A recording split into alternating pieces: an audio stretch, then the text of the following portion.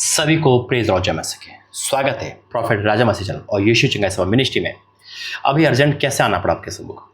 एक विषय मेरे कान में आया, पास्टर अंकित सजवान अपोस्टल पास्टर प्रभु के दास, और उनका मजाक बनाया जा रहा है इस समय यूट्यूब पे। यानी कि कुछ लोग या एक दो यूट्यूबर है ना, उनका मजाक उड़ा रहे या अन्य भाषा का मजाक उड़ा रहे या पवित्र आत्मा का मजाक उड़ा रहे। देखो, परमेश्वर के दास को छेड़ने का मतलब खुदा को छेड़ना और विरासत में कोड़ लेना, बीमारी लेना। लेकिन आपने देखा भी, रांची में प्रभु के दास आए थे अंकित सजवान और काफ़ी क्राउड था वहाँ पर, है ना। और जब परमेश्वर किसी को बढ़ाता है तो चिढ़ने वाले तो चिढ़ेंगे ना, जो शैतान की ओर से को जरूर चिढ़ेगा, है ना। क्योंकि शैतान चिढ़ता है ना, जब प्रभु का दास बढ़ता है तो शैतान को आग लगती है ना, और वो किसी में घुस कर कुछ न कुछ बातें करता है। खैर, प्रभु का धन्यवाद करता हूँ कि जिसने कुछ बातें जो परमेश्वर प्रकट करता है ना, बहुत इंपॉर्टेंट होती है। और परमेश्वर मुझे दासों के बारे में बताते, ये परमेश्वर का अनुग्रह, और मैं अपने आप को सौभाग्य समझता हूँ कि परमेश्वर ये बातें मेरे पे खोलते हैं। वाक्य में जब खुदा खोलता है ना तो वही प्रकट होता है। आमीन। आइए प्रार्थना करेंगे। धन्यवाद करते हैं पिता परमेश्वर, मेरा बोलना समझना प्रार्थना करना सब आपके उससे यीशु मसीह के नाम से। आमीन। अभी मैं भी रांची में हूँ और रांची में 1-1.5 साल से आ रहा हूँ। खुदा का धन्यवाद है कि रांची में बेदारी आनी चाहिए। देखो, मेरा एक ही काम है, खुदा का दास खुदा बढ़ाता है और बड़े। ये तेरी मेरी कलीसिया वाला डिपार्टमेंट नहीं है मेरा। प्रभु बढ़ा रहा है, बढ़ेंगे वो। और कैसे बढ़ेंगे, कैसे कहा प्रभु ने मुझे। दूसरी बात, कुछ बातें मैं आपको बताना चाहता हूँ। हमारे 72 घंटे के फास्टिंग चल रहे हैं, है ना, जिसमें हम लाइव प्रेयर आते हैं।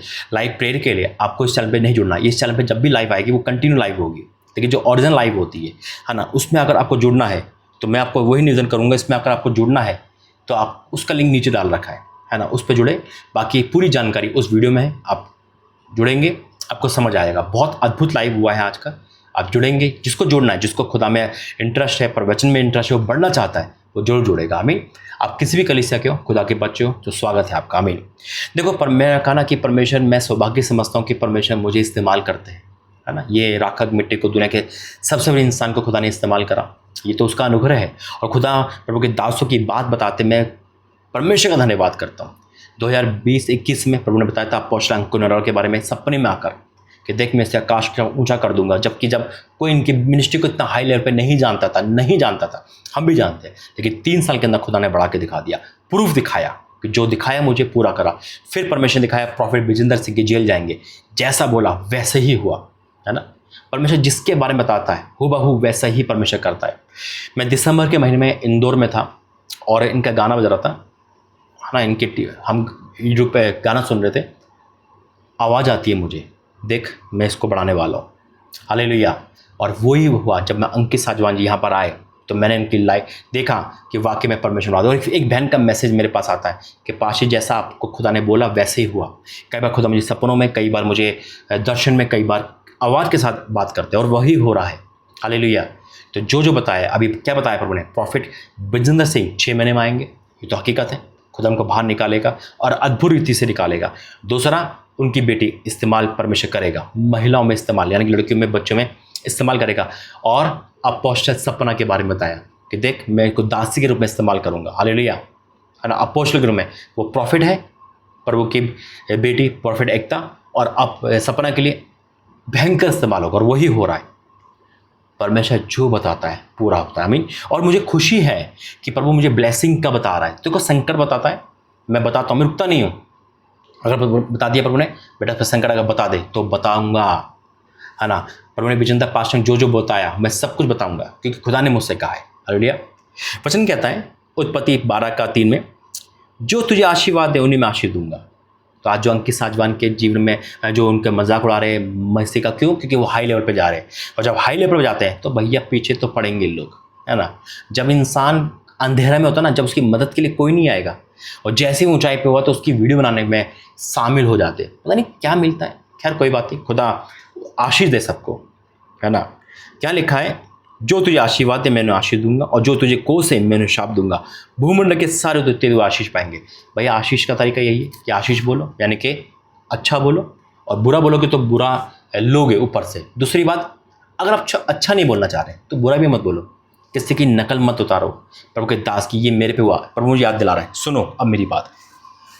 आज मेमोरी करने वाले बहुत है ना। एक भाई मेमोरी कर रहा था ना प्रभु के दास की और अन्य भाषा की, आज से 6 आई थिंक 7 साल पहले, उससे भी पहले, मैं परमेश्वर की दास की मेमोरी कर रहा था, आवाज़ निकाल रहा था रात के टाइम 9-10, और मेरे घर वाले हंस रहे थे, है ना। मैं बिल्कुल हूबहू उनकी नकल कर रहा था।